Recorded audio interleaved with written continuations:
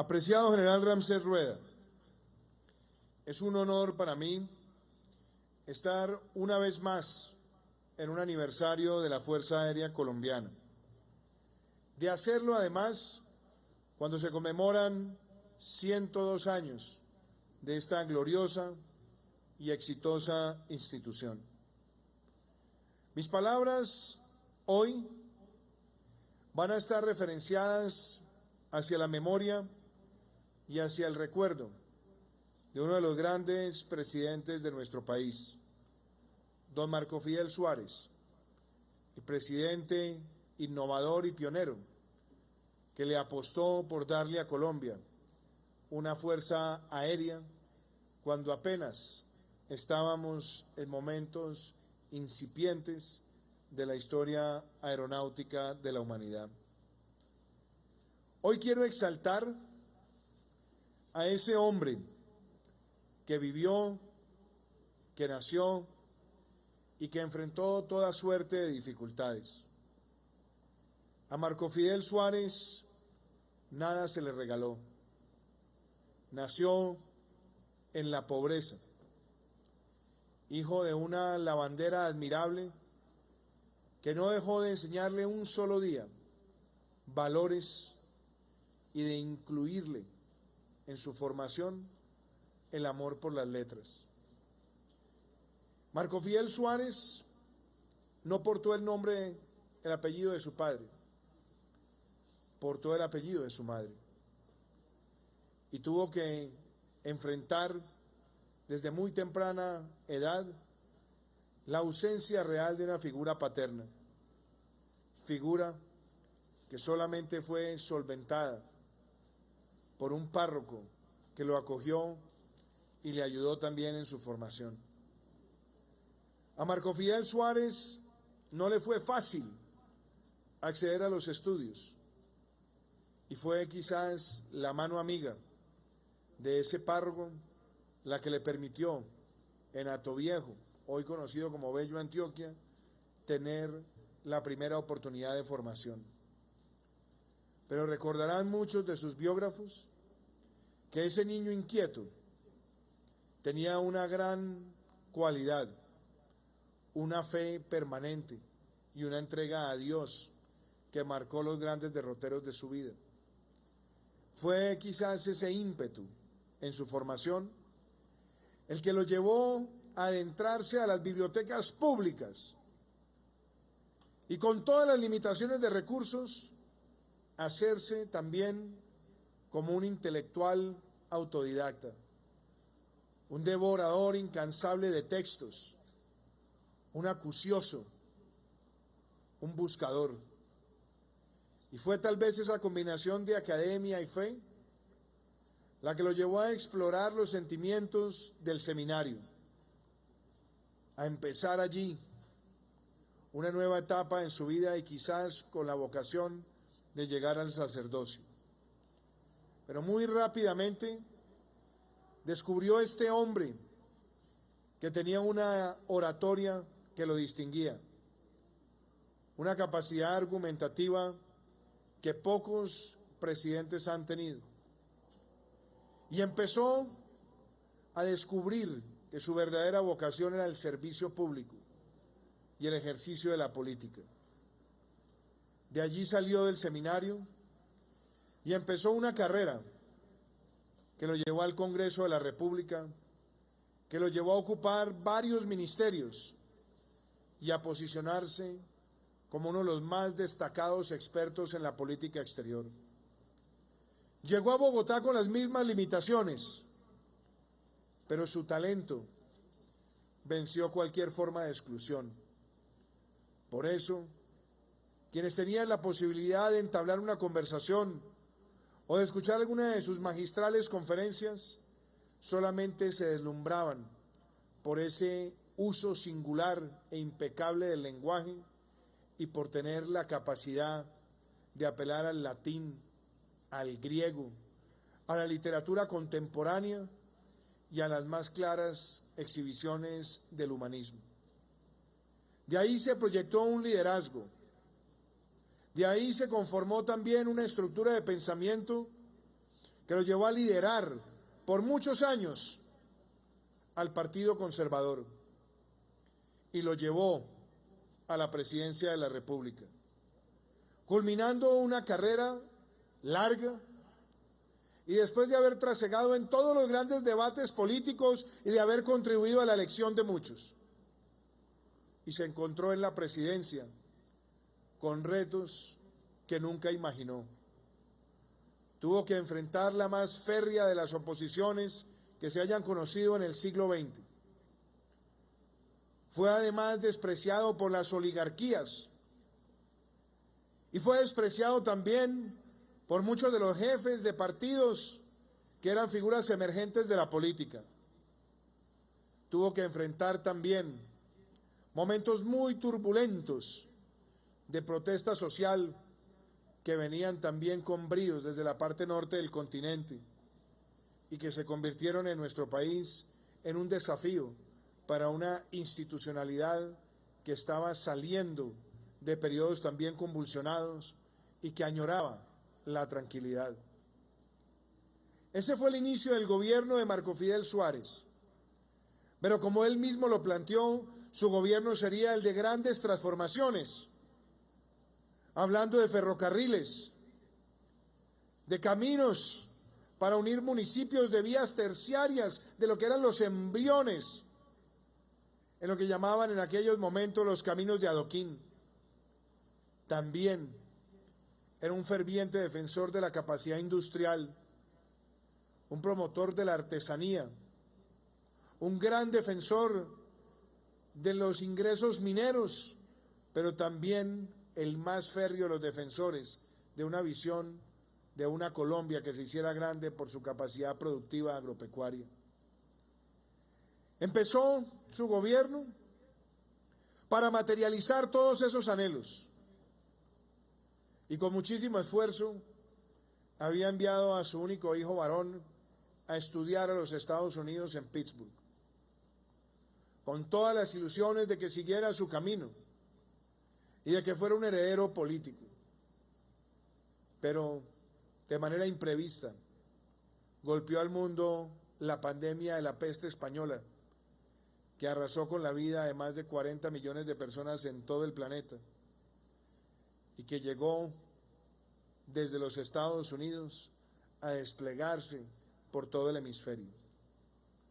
Colombia no tenía en aquellos momentos aeropuertos y los puertos de Colombia eran limitados, pero una pandemia es justamente ese tipo de situación donde sin advertirlo es capaz de llegar a los lugares más apartados del planeta.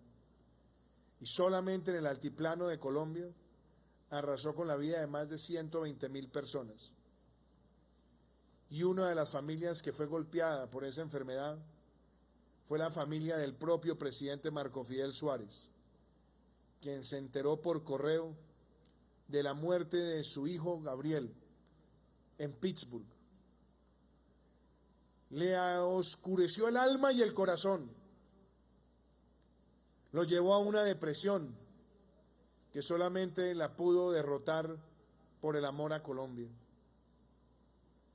Tuvo que enfrentar sin capacidades en el sistema de salud semejante adversidad y fue también el fundador del Instituto Nacional de Salud. Ese presidente golpeado por estas situaciones fue el mismo que con un ímpetu soñador impulsó que en nuestro país se diera un proceso de transformación con vocación de futuro, apostándole al sector aeronáutico. Fue en su gobierno cuando se creó la Sociedad Colombo-Alemana de Transporte Aéreo, SCATA, la primera aerolínea del continente. Y fue en su gobierno cuando apropió los recursos y en un 31 de diciembre le dio vida a lo que hoy celebramos como la Fuerza Aérea Colombiana. Las dificultades económicas para poder repatriar el cuerpo de su hijo, darle sacra sepultura y poder llevar ese momento de dificultad lo llevó a pedir recursos prestados contra su salario futuro, y se valieron de esa situación tan difícil en el seno familiar para vilipendiarlo y someterlo a un escabroso juicio político del cual Colombia nunca se ha arrepentido. Dejó la presidencia en medio de ese dolor, con lágrimas y el corazón arrugado, pero con la dignidad y la entereza del caballero que no le debe nada a nadie. Se despidió de la política y regresó a su tierra natal para emprender un proyecto intelectual que duraría varios años. Empezó a escribir unos ensayos que denominó Los sueños de Luciano Pulgar, una forma donde recreaba a través de un personaje ficticio los legados de su gobierno y las lecciones que le había dejado la política, que le habían dejado las traiciones, pero también sin perder nunca el optimismo que lo distinguió. Y como lo planteaba él, y también lo han planteado líderes contemporáneos, fue siempre un optimista. Solía decir que la diferencia entre el optimista y el pesimista no estaba en la forma en la que morían, porque morían igual, pero sí en la forma en la que vivían. Porque ser optimista significa pensar en el futuro con sentido de innovación constante. Esos más de 170 sueños de Luciano Pulgar son un testimonio único de la pluma fina de un escritor singular, de un hombre alejado de odios, sin rencillas en el corazón, pero buscando la defensa eterna de su legado. Legado que trató de ser pisoteado múltiples veces por sus adversarios políticos. Legado que quisieron minimizar, tratando de borrar sus ejecutorias, de no reconocer ninguna de las obras de infraestructura, pero logró prevalecer porque su figura fue más grande que cualquiera de sus odiadores. Y como bien lo decía, en la historia las estatuas se las hacen a los calumniados y no a los calumniadores. 102 años después de haber soñado con ese camino aeronáutico para Colombia, se publica este libro, este bello libro, para que los colombianos puedan adentrarse y conocer a uno de los grandes de nuestra historia, a uno de esos hombres de superación permanente, a uno de esos hombres que nunca necesitó del dinero ni de la ostentación para conquistar sus sueños, que nunca se desvivió por anhelos materiales y que su mayor conquista está en haber dejado una obra que hoy y siempre será digna de admiración. Este libro, que hace referencia a ese último sueño, no es escrito por él, es escrito por la fuerza de esta institución que existe gracias a su talento y a su talante y a su visión. La Escuela de Formación de la Fuerza Aérea Colombiana lleva su nombre, y en cada uno de los cadetes y en cada uno de sus oficiales está el legado de quien quiere ver hacia el futuro y sembrar para Colombia. Hoy honramos todas las operaciones exitosas, humanitarias, militares y de intercambio con otros países, gracias al legado de Marco Fidel Suárez. Con este libro cada cadete y cada colombiano podrá conocer una voz justa de quien siempre trabajó por los desposeídos, de quien siempre honró la condición humilde de su madre y la exaltó como la gran pedagoga de su vida. Y de alguna manera los lemas de esta institución encarnan también esa visión. Adastra, así se llega a los astros. Es una invitación para pensar en grande por encima de cualquier pequeñez, de cualquier nimiedad, de cualquier ataque y de cualquier perturbación. Adastra significa mirar a lo lejos, de mirar trasegando, de romper fronteras. Y eso es lo que distingue al miembro de la Fuerza Aérea Colombiana, una institución que ha colaborado con todas las fuerzas para lograr las más grandes victorias contra el terrorismo, contra el narcotráfico, pero también adelantar las más destacadas operaciones humanitarias que conozca nuestro país. Una demostración de ello, la labor que cumplió y que cumple nuestra Fuerza Aérea para enfrentar el huracán Iota. Otra demostración, las tareas que se adelantan cuando se presentan inundaciones o deslizamientos para movilizar al personal especializado, o también la labor que se adelanta con la campaña Artemisa, con todas las fuerzas para proteger nuestros ecosistemas diversos y para garantizar que si hay alguna amenaza de incendio a nuestra naturaleza, ahí está la Fuerza Aérea para llenar la responsabilidad que se le ha encomendado.